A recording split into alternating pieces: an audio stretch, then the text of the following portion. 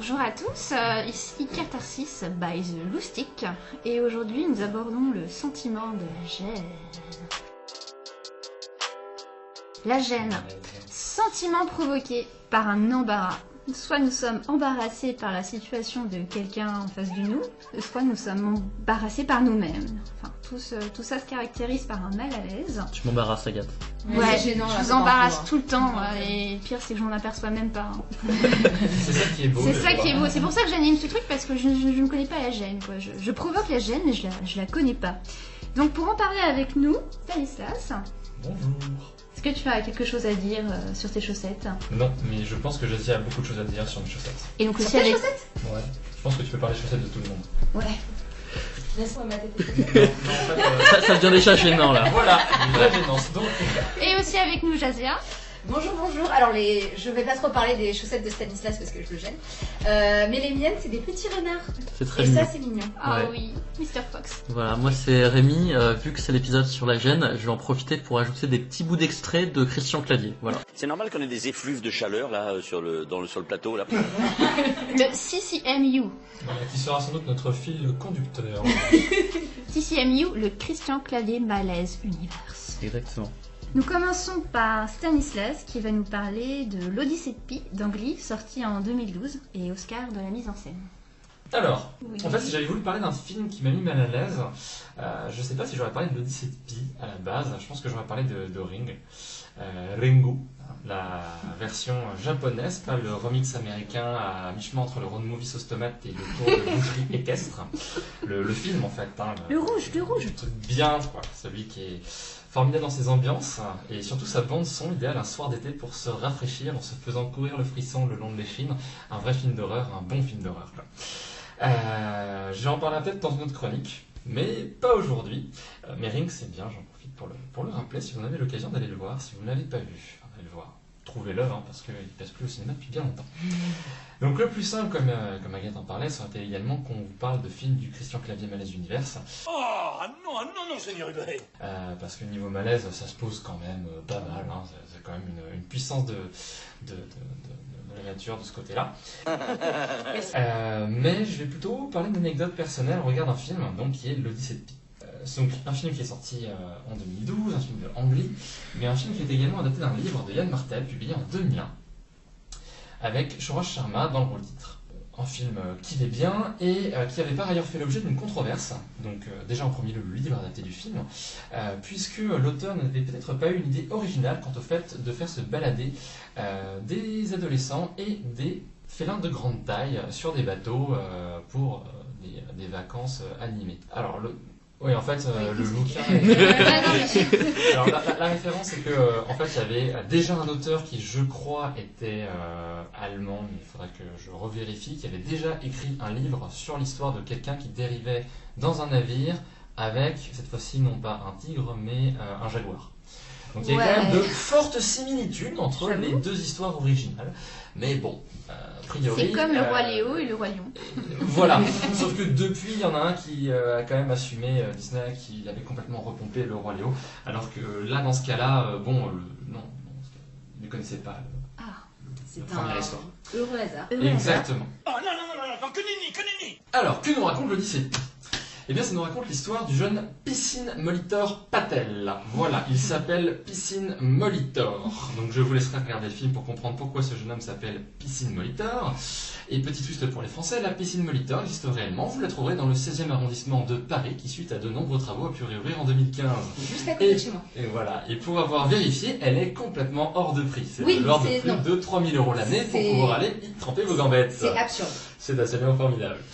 Donc, C'est cette une piscine en histoire... or C'est quoi Non, mais piscine en or. vraiment, C'est une ancienne piscine art déco qui Oh, était ok. très célèbre. D'ailleurs, je crois, petite anecdote au passage, alors je ne me rappelle plus le nom de l'acteur, mais il y avait un champion. Christian Clavier. Non, mais il est très gentil. Moi, je veux pas faire de la redondance. Ouais, ça marche aussi. C'était un acteur qui a joué un des premiers rôles de Tarzan. Ah, Johnny Weissmuller. Voilà, et qui est également champion olympique de natation, qui a été maître nageur. Donc c'est un lieu hautement chargé d'histoire.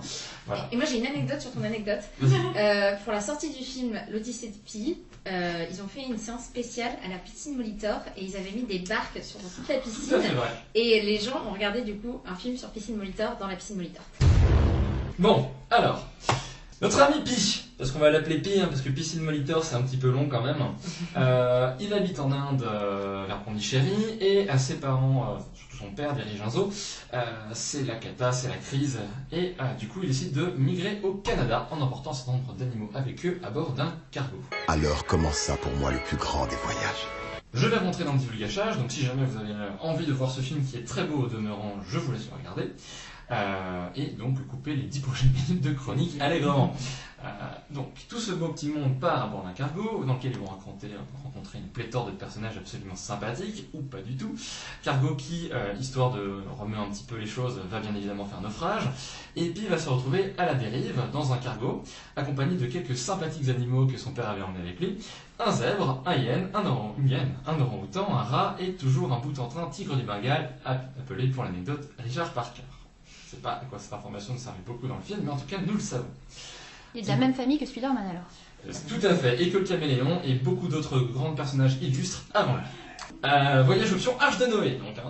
Tout va bien, le ciel est bleu, les vagues lèchent paresseusement la coque du bateau, et puis la hyène tue le zèbre, puis l'orang-outan, le tigre tue la hyène, c'est la tempête, la soif, la faim, des sulfueuses, des baleines fantomatiques.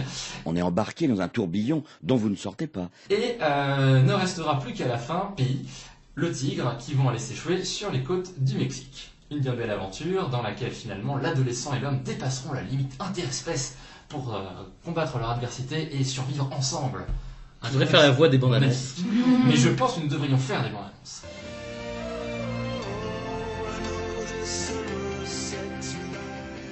Donc tout ça, c'est la grande majorité du film. Voilà.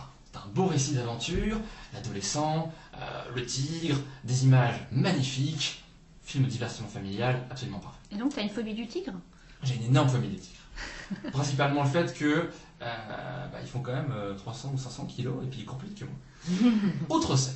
Pi raconte son histoire à 2 interlocuteurs des assurances, parce que mine de rien, il a quand même fait naufrage, tout ça, etc. Et a priori, il n'avait pas récupéré des sous. Et il se trouve que ces 2 personnes-là passent un peu du blanc au rouge vif sur le diagramme de la perplexité à l'écoute de son récit. Je sais pas pourquoi les baleines fantomatiques, les sympathies avec des tigres et tout ça en dérive pendant 6 mois, ça ne fonctionne pas tellement. Alors à ce moment-là du récit, dans la salle de cinéma où j'étais, tout allait quasiment bien. C'était un après-midi de week-end, les familles étaient de sortie, il y avait beaucoup d'enfants dans la salle, une bonne dizaine d'années au garrot, pas plus. Faut dire, il y a des belles affiches, il y a un héros avec un nom de piscine, il y a une amitié entre le tigre et l'adolescent, on approchait des fêtes de Noël, je crois que le film est sorti une semaine avant, quelques scènes difficiles, mais bon, les enfants aujourd'hui ils ont déjà vu la télé, donc ça va, ils ont besoin de la marche. Et là, c'est le drame. Puis entame une autre version de son récit pour les personnes de... Adulte. Voilà, pas forcément adultes, mais il entame une autre version du récit pour les gens des assurances qui ne le croient pas du tout. Donc, petit twist. En fait, il y a 4 rescapés du naufrage, pas d'animaux, lui, sa mère, le cuisinier, puis un marin qui parlait pas anglais, qui s'était brisé la jambe. La blessure s'infecte, le cuisinier l'ampute, utilise le membre amputé pour pêcher. What? Le marin décède, puis finalement le cuisinier, comme il n'a pas à bouffer, mange le cadavre du marin. Comme il a toujours la dalle, il enchaînera par tuer la mère de Pi, qui en retour tuera le cuisinier et mangera son cœur, comme catharsis de son horreur. Voilà, monsieur le comte, c'est à la fois simple et tragique. Le tigre, c'est peut-être Pi lui-même, dans sa façon, dans son désespoir, dans le côté meurtrier du cuisinier. Et là, il y a cette scène de blanc magnifique, grand silence, et Pi qui demande aux gens d'assurance, alors, vous préférez croire à laquelle? Non mais vraiment, elle est super bien cette réplique. Et puis, moi, on revient dans la salle, un salle de cinéma, et là on regarde cette salle composée à 50% d'enfants qui ont une dizaine d'années, et les parents qui tous, en même temps, ont tourné la tête vers leurs enfants. Qu'est-ce que j'ai fait? Qu'est-ce que je viens d'emmener les voir? Ils ont compris? Oui, ils ont compris, ils sont pas cons, ils ont compris. Et la fin du film, et les gens sortent, et ce silence, il continue. J'ai jamais vu une sortie de film aussi silencieuse après un film familial. Et là, c'était le super malaise. Ouais. Oui. Alors, un film qui effectivement a une très belle interprétation sur ce qu'on voit dans beaucoup d'autres films, qu'on peut voir dans Sucker Punch, qu'on peut voir dans Labyrinthe de Pan. Justement, je vais en reparler. Est-ce que finalement on accepte l'horreur qu'on voit, quels sont les mécanismes qu'on peut avoir pour s'en prémunir, et on peut retrouver des similitudes dans plein de films pour justement avoir cette capacité, soit qu'ont les enfants, soit qu'ont les adultes qui reprennent leur regard d'enfant pour essayer de se protéger des horreurs qu'ils vivent. Et c'est très bien amené dans l'Odyssée de Pi. Et c'est très dommage, je suis allé regarder un peu les bandes annonces à l'époque, comment le film avait été vendu en fait.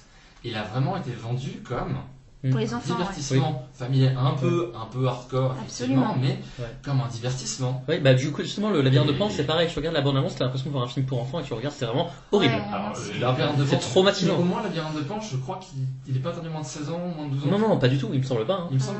Si, je crois Si, qu'il si, ouais. je pense qu'il est interdit. Il me Ouais. semble d'accord. qu'il y a une restriction dessus, alors que le labyrinthe de Pan, il n'y en a pas. D'accord. Le de Pi, il n'y en a pas. Ok. Donc, ça, c'était mon plus beau malaise au cinéma.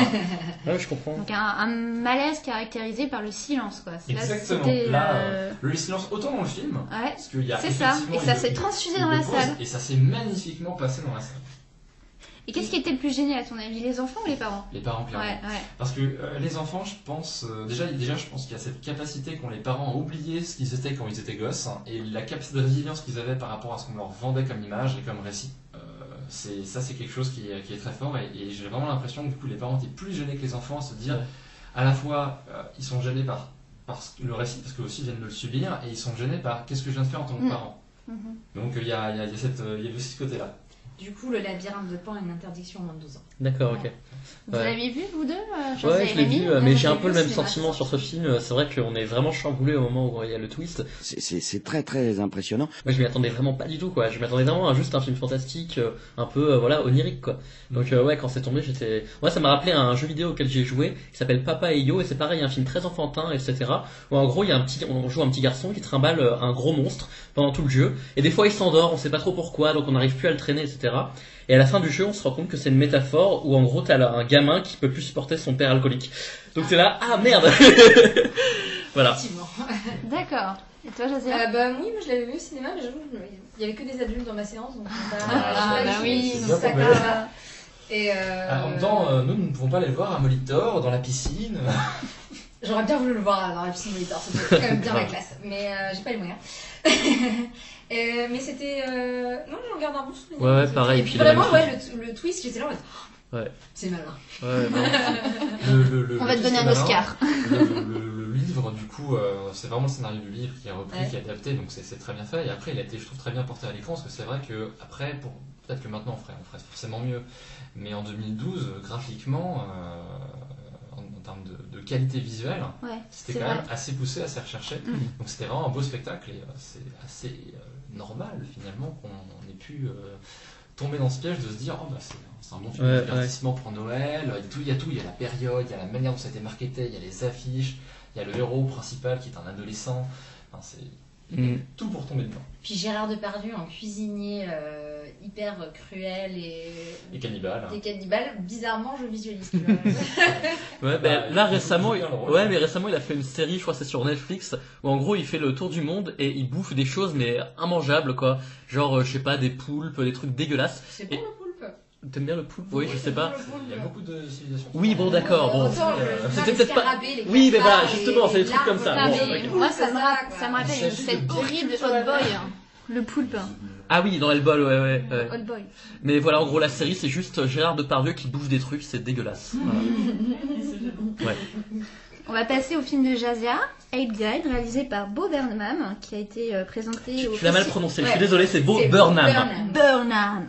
Wow, oh my god.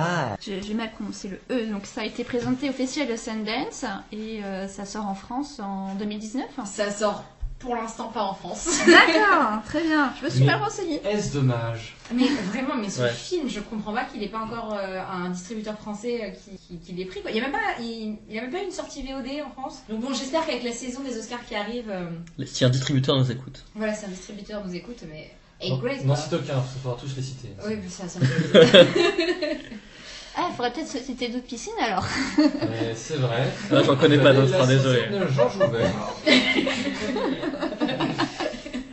C'est pas grave. Allez, Ape Guide. Alors du coup, 8th Grade de Bo Burnham avec Essie Fisher. Le film raconte la dernière semaine au collège d'une ado timide et mal dans sa peau. Okay, so growing up can be a little bit scary. Alors, comme le film n'est pas encore sorti en France, je promets une chronique sans divulgachage. Parce que personne ne l'a vu, donc ce serait vraiment triste de vous cacher le film. Alors du coup, c'est l'histoire de Kayla. Elle a 15-16 ans, elle est en 3ème, du coup. Enfin, 8th grade, c'est l'équivalent de notre 3ème. et elle vit sa dernière semaine au collège. Et en fait, Kayla est une vlogueuse. Elle a un compte sur YouTube et elle donne des conseils aux autres adolescents, sauf que elle a très très très peu de vues. Elle doit avoir une trentaine d'abonnés et elle a une dizaine de vues par vidéo. Et ce qui est intéressant, c'est que Bo Burnham, Wow, oh my god. le réalisateur, il s'est fait connaître grâce à YouTube. Et il s'est fait connaître grâce à YouTube à l'âge du personnage de Kayla, en fait, à l'adolescence, quoi. Donc c'est une mise en abîme. Mais il est très doué pour ça, pour faire des discours méta sur ce qu'il fait. Tu vois, par exemple, il fait des spectacles de stand-up sur les spectacles de stand-up. En fait, il parle de la performance quand il est en train de performer et il fait beaucoup de choses comme ça. D'accord. C'est un génie. C'est un génie, ouais. Ok. tout Mais en simplement. même temps, c'est beau. Ouais. Oh my god. Mais j'aime beaucoup ce garçon, donc on va être... On va faire des jeux de mots sur Beau. Le fan girlisme. Ok. Bref, et du coup, donc Bo Burnham, star de YouTube, qui fait un film sur les gens lambda de YouTube, du coup ça marche bien. Et il dit je voulais raconter l'histoire de ce que, selon moi, Internet fait aux personnes normales sur qui l'attention ne se pose jamais. Et en fait, le film, c'est ça, c'est vraiment cet ado qui est en quête d'attention, qui veut vraiment que les autres la regardent et qui est extrêmement timide et quelqu'un de timide qui essaye, souvent c'est un peu gênant. I'm really nervous all the time.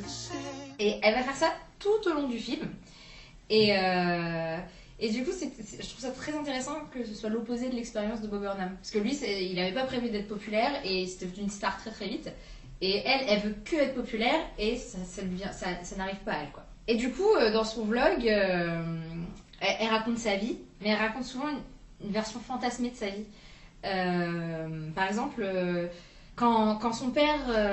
elle n'arrive plus à communiquer avec son père parce que c'est une ado et puis elle déteste son père. C'est juste, elle est dans le conflit direct. Ne regarde pas, sincèrement, ça se passe très bien. Non, mais du coup, il y a une scène il y a des scènes un peu étranges, ou pas étranges, mais c'est assez... ironique, parce que son père lui donne des conseils comme quoi elle doit aller de l'avant, elle doit essayer de faire des choses, etc. Elle lui dit de se taire, elle court dans sa chambre et elle va faire une vidéo pour dire aux autres qu'il faut qu'ils se mettent plus en avant et qu'il faut qu'ils essayent des choses. Et en fait, ou bien il y a une scène... l'un des points les plus importants du film, ça va être une pool party, petite fête dans une Piscine. Chez la meuf la plus populaire du collège. Et en fait, Kayla, elle se retrouve invitée un petit peu par hasard, parce qu'en fait, la mère, donc la fille populaire s'appelle Kennedy, la mère de Kennedy a un petit crush sur le père de Kayla, et du coup, c'est comme ça qu'elle se retrouve invitée. Et du coup, c'est la meuf timide qui se retrouve dans cette fête de gens populaires où elles sont pas à sa place, etc. Et elle va faire un vlog où elle raconte l'histoire, elle raconte le fait qu'elle a organisé une fête chez elle avec une piscine et qu'elle a invité une meuf qui était une fille très timide et que c'était un peu gênant entre eux, et que elle l'a quand même accepté parce que voilà. Et du coup, elle se met jamais à sa place à elle est souvent dans le déni, non? C'est un peu comme quand tu racontes une histoire et tu fais j'ai un ami qui, tu vois, pour parler de toi. Ouais. Non mais c'est vraiment intéressant, moi aussi j'ai trouvé ça très touchant. Et tu vois, c'est un peu comme ce que je disais tout à l'heure sur la performance. Alors, tu l'as vu aussi, même si c'est pas Oui, je l'ai vu, je l'ai vu tout à l'heure. Écoute, j'ai utilisé des moyens détournés, je connais des gens. Non mais du coup, ça parle aussi de la performance dans le sens où elle est timide et elle veut montrer que elle a les codes, etc. Et ce qui est intéressant, c'est que Bo Burnham, pour faire ce film, il a regardé des vraies vidéos YouTube de filles qui parlent de ça, etc. qui donnent des conseils, tu vois, pour gérer au collège, etc. Et en fait, il disait, ces filles-là, ça se voit qu'elles sont pas à l'aise, etc. Mais elles créent ce rôle qu'elles ont vu dans d'autres vidéos YouTube. Donc il y a un schéma qui se répète. Et en fait, elles sont tout le temps dans la performance, quoi. Ouais, et ça, tu le ressens aussi dans le film. Et aussi, du coup, Kayla, c'est vraiment le cringe de l'adolescence, quoi. Ouais. Et le film montre vraiment bien ça. Déjà, le film montre des vrais adolescents. Parce que les acteurs ont l'âge de leur rôle. Ils ont 14-15 ans. Et en fait, ce qui est intéressant, c'est que d'habitude, dans les films, quand tu vois un adolescent qui a un appareil dentaire et de l'acné, c'est celui qu'on va moquer. Oui. C'est le vilain petit canard. Alors que là, ils sont tous comme ça. Ils font des trucs d'ado dégueulasses. Il y en a un qui bouffe du chewing-gum et qui essaie de le faire rentrer dans son nez. Non, mais... Et d'ailleurs, le personnage dont elle est très amoureuse, nous, en tant qu'adultes, quand tu le vois, tu te dis, mais. Ouais. Mais Genre, non, c'est pas il poste possible, des quoi. photos de lui sur Instagram avec ses muscles alors qu'il a pas de muscles, vraiment, il est tout casse, mais le mec se pose en mode ah, je suis un héros. Horrible. Parce qu'il est aussi dans la performance en fait, c'est Ouais. ça. Sois pas jaloux, Ouais. Rémi. Ils le sont tous, en Ils fait. le sont tous, et, ouais. Et donc voilà, le film est pas là pour se moquer des ados, il est là pour regarder les ados. Être à en leur empathie point de vue. avec eux en fait. Ouais. C'est ça. Et du coup, Kayla, elle va passer tout le film à essayer de faire comme ses amis. Elle va essayer de faire tout pour suivre les codes. Du coup, tu la vois tout le temps faire des selfies. Elle dit tout le temps à tout le monde que tout va bien parce que bah, tu peux pas ne pas aller bien en fait. On est dans un monde où tout est toujours beau et joli. Même dans le langage, tu vois, tu sens que c'est comme ça que les jeunes parlent, quoi. Enfin, vraiment, elle utilise un langage très familier, avec des likes, enfin, tu vois, c'est très familier, quoi. Je trouve que là-dessus, c'est pas très écrit, quoi. Mais je pense que c'est c'est clairement fait exprès. Oui, oui, à mon Parce avis. que Ouais. Bob Burnham, il explique que du coup, parce qu'à la base, quand il a écrit le film, les jeunes communiquaient via Facebook. Mhm. Et en fait, Elsie Fisher lui a dit ah non mais en fait plus personne n'utilise Facebook pour discuter hein. Et du coup c'est pour ça qu'il a changé et dans tout le film en fait ils utilisent surtout Instagram et Snapchat. C'est bien, on Et, a cité 3, merci. Donc voilà, et en fait il a vraiment construit le film autour des adolescents qu'il avait avec lui. Et ça se ressent dans le film. Mais du coup, l'une des scènes les plus cringe du film, c'est le moment où elle va voir Adrian, le garçon dont elle est amoureuse. Et en gros, elle lui explique qu'elle a déjà eu des relations sexuelles et là, elle lui fait oui, et même des pipes. Et du coup, après, elle se retrouve à googler comment faire des pipes sur YouTube. Et et du coup, le moment le plus gênant, c'est la scène avec la banane. Parce que du coup, elle va chercher une banane et voilà. Ok. Mais voilà. Mais même la suite de ça est encore plus gênante parce que son père rentre et du coup il demande qu'est-ce que tu es en train de faire. Je crois que tu m'avais dit que t'aimais pas les bananes. Et du coup elle est là mais non mais j'adore les bananes, j'ai toujours aimé les bananes. Elle se force à en manger, ça se voit qu'elle déteste ça. Vraiment il y a un dialogue improbable. Moi j'ai adoré mais c'est vrai que c'est très gênant quoi. Et je trouve que c'est vraiment l'un des troisièmes points qui est intéressant dans ce film, c'est que Kayla est un peu face au reste du monde. Parce qu'en fait, il y a deux catégories de personnes qui se retrouvent face à elle. Donc il y a les gens populaires à qui elle aimerait plaire, dont la vie compte, et les autres, ceux qui l'aiment, mais dont la vie n'a pas de valeur pour elle. Donc son père, Gabe c'est un des amis qu'elle va se faire à la piscine, qui est comme elle en fait, il est hyper... Bizarre. Voilà, il est hyper bizarre, mais il y a aussi dans leur code vestimentaire qu'ils sont mis de côté. Parce que donc c'est une partie pool, et c'est vraiment le truc le plus important enfin pas le plus important, mais c'est un moment très important du film. C'est le truc le plus américain que j'ai jamais vu d'ailleurs. Ouais, c'est clair. Mais donc cette fête piscine, en gros, toutes les filles sont en maillot 2 pièces, et elle arrive avec un maillot 1 pièce. Et du coup déjà là, ça crée une distance entre elle et les autres. Et Gabe, le cousin de Kennedy du coup, porte un t-shirt et des lunettes de plongée, et du coup, alors que tous les autres garçons sont torse nu. Et rien qu'avec des petits codes vestimentaires comme ça les détache du reste du groupe. Et il y a aussi un moment très je trouve intelligent dans cette scène, c'est qu'elle se change dans une pièce et pour sortir, elle doit ouvrir une porte-fenêtre pour accéder à la piscine. Et en fait, la porte-fenêtre ne s'ouvre pas complètement, et pour passer la porte, elle est obligée de s'adapter à l'espace de la porte. Et en fait, c'est comme si elle adoptait les codes en fait pour rentrer dans la scène. D'accord. Faut Elle se moule, elle qu'elle rentre dans le moule. dans ce schéma-là. Et je trouve que c'est extrêmement malin cette scène. Ouais. Et rien qu'avec ça, tu comprends ce qui va se passer après. Ouais. Et le pire, c'est que le personnage, il essaye quand même de se mettre en avant. Enfin, elle risque des choses. Elle va parler du coup à Aidan. Elle va chanter au karaoké. Ouais. Elle essaye. Mais c'est la manière dont t'essayes les gens timides, c'est toujours un peu trop. Et du coup, ça a toujours cette... à un moment, elle écrit carrément ce qu'elle va dire à une personne pour, tu vois, paraître naturel, mais ça l'est pas du tout, quoi. Ouais, non, c'est... Et du coup, vraiment... en fait, tu ressens toutes ces petites gênes de l'adolescence. Et du coup, c'est assez touchant. Et il y a plein de moments assez forts dans ce film, mais j'ai pas trop envie de rentrer dans le détail parce que j'ai vraiment envie que les gens voient le film. Mais la scène du feu de camp, la scène de l'action vérité, Truth or Dare, dans la voiture, qui est plus flippant que le film Action ou Vérité qui est sorti cette année. Vraiment, je trouve que cette scène est vraiment assez flippante. Et le dîner chez Gabe avec les mille et une sauces, mais je crois que c'est vraiment beaucoup trop adorable, quoi. Et c'est adorable et c'est bien mis en scène parce que les deux personnages sont toujours isolés. Du coup, ils ont toujours cette impression d'être seuls alors qu'ils ne le sont pas. Ils sont deux dans une pièce et ils pourraient... Et je trouvais ça cool que même après cette scène qui pour le spectateur est très gênante, la fille en fait, quand elle retrouve son père, elle dit moi j'ai passé un très bon moment, tu vois. Contrairement à la pool party où là c'est censé être la fête et elle a vraiment détesté quoi. Voilà, alors la fête elle était censée passer un énorme bon moment et finalement c'était l'enfer. Et là elle pensait vivre un moment hyper gênant et elle a passé un bon moment avec les tours de magie de Gabe. Donc au final. Donc la gênance peut être bénéfique. C'est ça. Et du coup, la gênance constructive. Voilà, c'est pour les Et la dernière chose que j'aime bien à propos de ce film, c'est que c'est une capsule temporelle d'une époque. Et vraiment, c'est une image. Déjà, c'est une image récurrente dans le film parce que elle reçoit au début du film la capsule qu'elle a faite avant.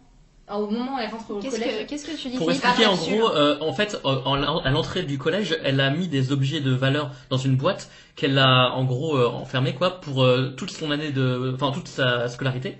Et à la fin de ses années collège, elle récupère cette boîte et elle retrouve ses objets, tu vois. Ah d'accord. Et quand il va en prison. Il y a une clé USB.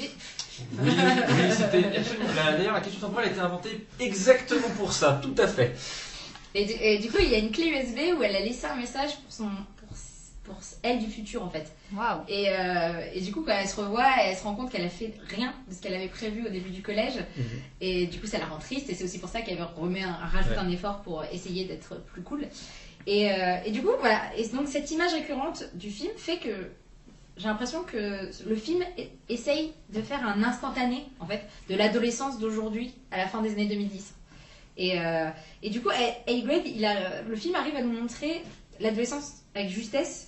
Il nous montre cette génération qui est accro aux écrans au moment de leur vie où ils sont le plus fragiles.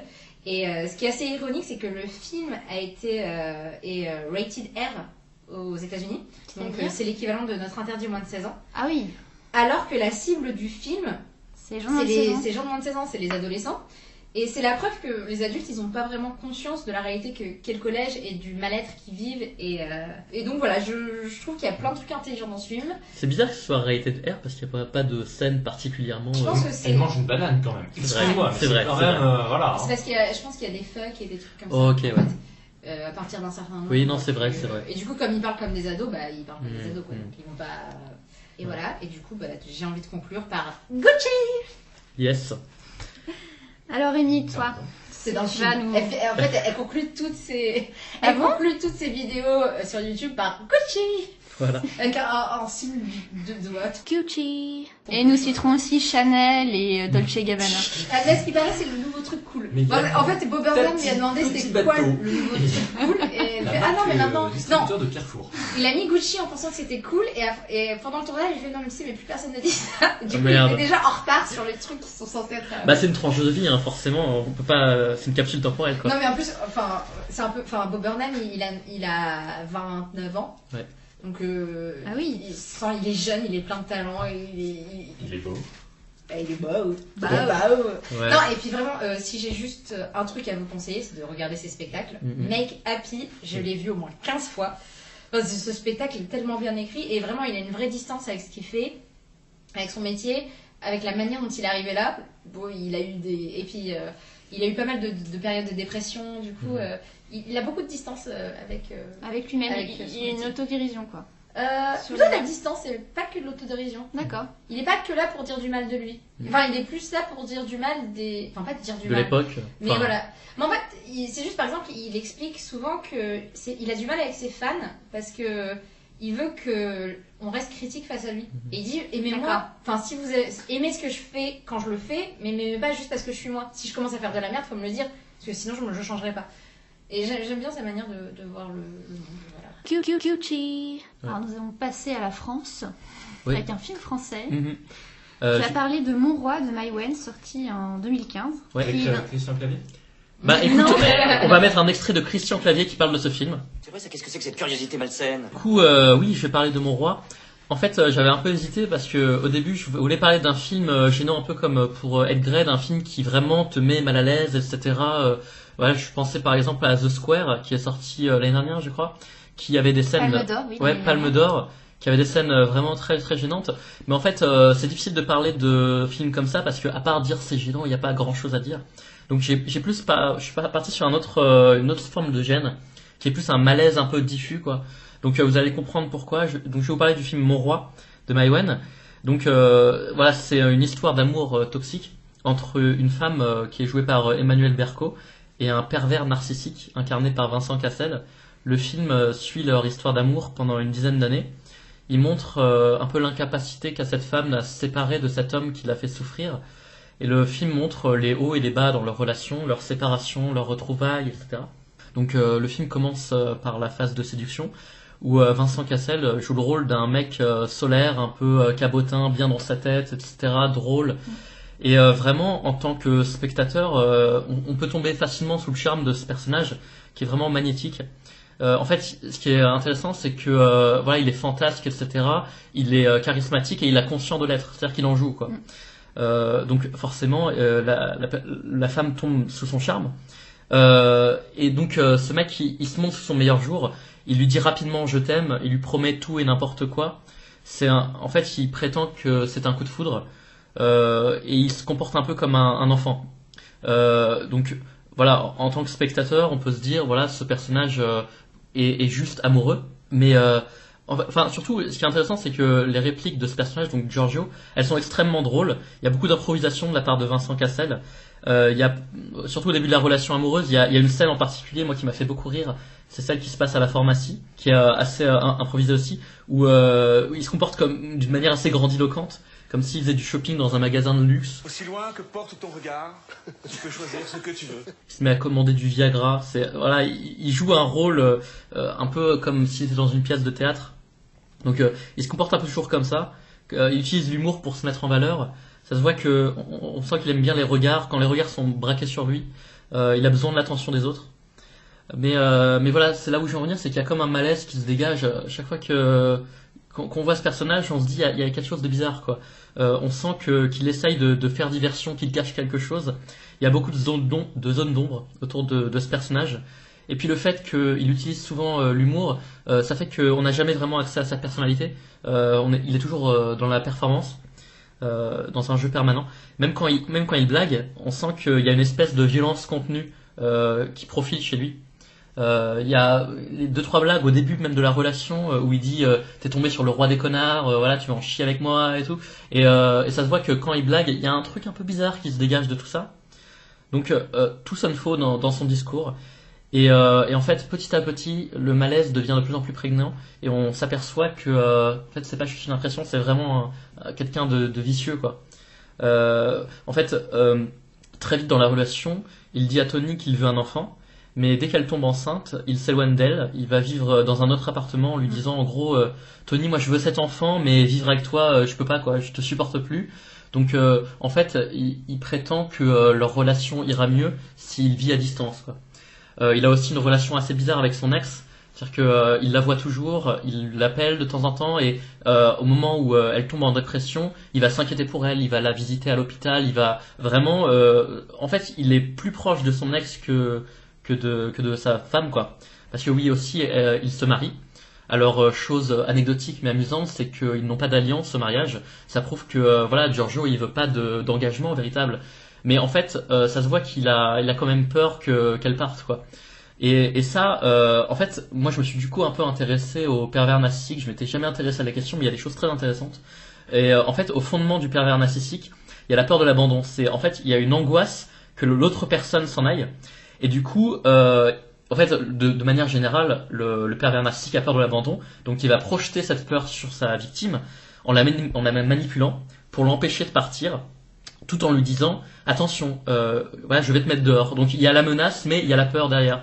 Et donc il y a une position un peu schizophrène qui fait aussi du mal au pervers narcissique. Et ça, le film le montre un peu, c'est-à-dire que on sent que même Giorgio n'est pas heureux. Les deux sont très malheureux dans la relation. Donc en fait, moi c'est ça qui me rend mal à l'aise dans le film, c'est de voir deux personnes qui s'aiment mais qui se font beaucoup de mal. Et en particulier, moi c'est plus la femme en fait qui me gêne, parce que en fait il y a plein d'occasions où elle aurait pu partir et elle le fait pas. il y a certaines personnes autour d'elle qui lui disent attention, hein, là tu te mets en danger. Même le beau-frère de Giorgio lui dit attention, attention. Et en fait, il y a plein de moments comme ça où tu te dis mais casse-toi. Enfin, tu vois bien que ça va lui mener nulle part tout ça. Et il y a une scène en particulier où en fait, elle se rend compte que Giorgio la trompe. Elle l'aperçoit au lit avec son ex, et pourtant le lendemain, vraiment, elle lui pardonne tout. C'est-à-dire que, en fait, Giorgio lui dit mais moi je sais pas ce qui s'est passé. Ok, tu m'as vu au lit avec elle, mais je t'ai pas trompé, je te jure, j'ai pas couché avec elle, j'étais drogué. Et elle la croit, elle croit ce putain de mensonge, et elle finit par. En fait, moi ce que j'ai l'impression, c'est qu'elle reste avec lui pour l'enfant. C'est-à-dire que à partir du moment où elle a l'enfant, elle se dit j'ai envie que cet enfant connaisse ses deux parents, et je vais tout faire pour maintenir la relation, même au péril de mon propre bonheur. Et donc elle se rend malheureuse pour cet enfant. Et je pense que, en fait, c'est de base, ça peut mener nulle part, parce que même l'enfant sera pas heureux si ses deux parents sont malheureux. Donc, ce qui est gênant, c'est que tous les deux s'accrochent à cette relation qui est abusive, toxique, tout ce qu'on veut. Et il y a des scènes vraiment assez gênantes. Par exemple, il y en a une où, peu de temps après qu'elle s'est rendue compte qu'il l'avait trompée, elle est au dîner avec lui et des amis. Et, une piscine d'ailleurs. Ouais, exactement, ouais. Mais elle se met à péter un câble, c'est-à-dire que en fait elle est complètement bourrée et elle se met à crier, à dire en fait elle est dans un état complètement dépressif, et pourtant les amis ne disent rien quoi. Ils sont là en mode oh calme-toi Tony, ça va aller, etc. Et personne réalise la gravité de la situation quoi. Donc voilà. J'ai apporté une petite nuance à la scène, c'est que le gars en fait s'est mis à faire une psychothérapie.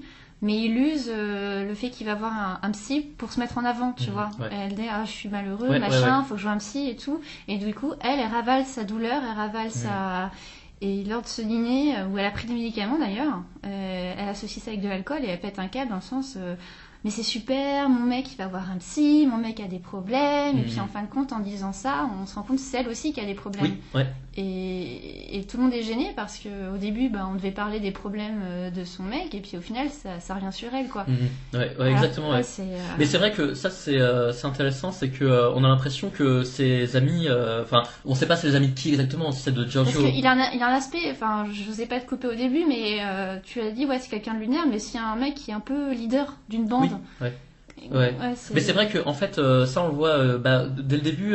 En fait il y a deux couples qui se rencontrent en même temps, et en fait dans leur relation tous les quatre, on voit que c'est lui le meneur de la bande quoi. Il aime bien se mettre en valeur, être au-dessus des autres. C'est ça. Tu vois, il y a un moment où il dit à Tony en fait moi tu vois ce que j'aime dans la vie c'est faire plaisir aux autres, tu vois, et vraiment il est en mode tout tourne autour de moi. Oui, c'est ça. Seigneur, ouais. Exactement. Et d'où le titre évidemment, mais en fait ce qui est intéressant c'est que on sent quand même une souffrance derrière ça. Après on va pas le pardonner non plus, mais par contre ce qui est intéressant c'est que Vincent Cassel lui en interview dit oui il est roublard mais il a ses problèmes etc. On sent que lui essaye un peu de le pardonner, et c'est vrai que quand on voit le film on se dit c'est pas possible, ce mec est complètement taré. À un moment il lui fait du chantage affectif en mode ok moi je sais que tu as pris des médicaments pendant que tu étais enceinte, donc t'inquiète pas que j'aurai la garde de l'enfant, j'ai des preuves contre toi etc. Si tu crois que parce que t'es avocat, tu vas faire des magouilles, tu vas réussir à avoir mon fils plus que moi, j'ai toujours le doigt dans l'œil. Parce que n'oublie pas que t'étais sous cacheton quand t'étais enceinte, hein. Et les crises que t'as pété à répétition dans lui. Tu te rappelles? Alors moi les témoignages vont en avoir. La garde, tu vas la perdre. Vraiment, il est extrêmement violent par moments. Et donc il y a beaucoup de moments comme ça extrêmement crispants, et pourtant il y a un côté cyclique dans le film. Ils rompent, ils se remettent ensemble, etc. Et il y a des moments où tu comprends pas pourquoi elle revient, quoi, parce qu'à un moment ils divorcent. Et juste après avoir divorcé, ils font bon maintenant qu'on est divorcé, on peut se remettre ensemble.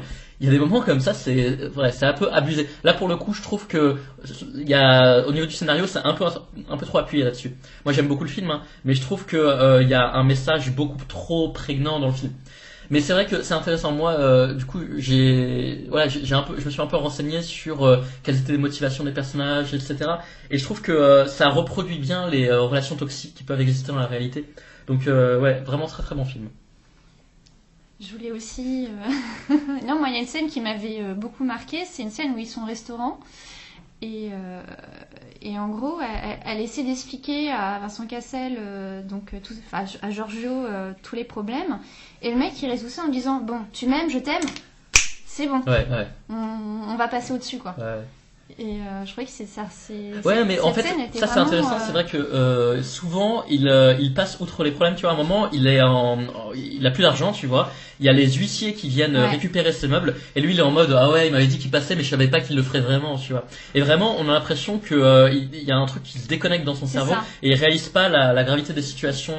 En fait, il échappe au monde réel, quoi. Oui. En fait, vous l'avez vu, Stan, Jazia? Non. D'accord. Pourtant, il y a Louis Garrel, mais pas encore. Ouais, et Louis Garrel joue un rôle extrêmement... Enfin, je trouve que c'est un peu un contre-emploi. D'habitude, il joue un rôle très élégant, etc.